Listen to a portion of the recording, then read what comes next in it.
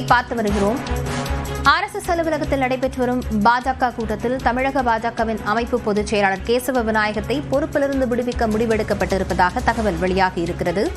இது குறித்த விவரங்களுடன் செய்தியாளர் கோகுல் இணைந்திருக்கிறார். கோகுல், விவரங்களை பதிவு செய்யலாம்.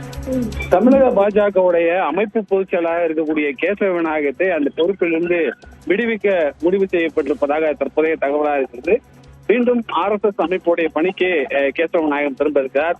RSS அலுவலகத்துல ஒரு முக்கியமான ஆலோசனை கூட்டமானது நடைபெற்று வருகிறது. அந்த கட்சியுடைய தேசிய அமைப்பு பொதுச் செயலாளர் PL சந்தோஷ், அதே போல RSS உடைய தேசிய பொறுப்பாளர்கள் தலைமையில இந்த ஆலோசனை கூட்டமானது நடைபெற்று வரக்கூடிய நிலையில் இதில் பல முக்கிய முடிவுகள் எடுக்கப்பட்டிருக்கிறது. இந்த முடிவுகளில் குறிப்பாக சட்டமன்றத்தில் வெற்றி பெற வேண்டிய கட்டாயத்தில் இருக்கிறோம்.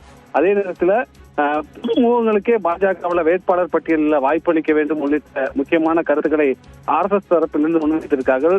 குறிப்பாக வேட்பாளர் தேர்வுல RSS வெளிப்படையாக இந்த முறை தமிழகத்தில் தலையிட்டிருப்பது ஒரு முக்கியத்துவமாக பார்க்கப்படுகிறது.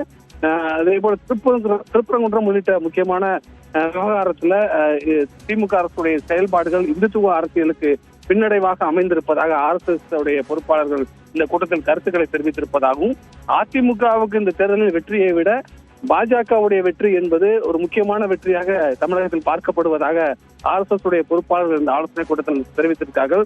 உட்கட்சி பிரச்சனைகள் குறித்தெல்லாம் பல்வேறு கருத்துக்கள் தெரிவிக்கப்பட்டிருக்கிறது.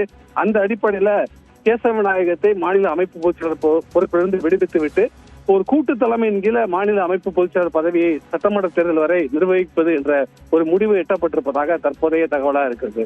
லாவண்யா, விவரங்களுக்கு நன்றி கோகுல்.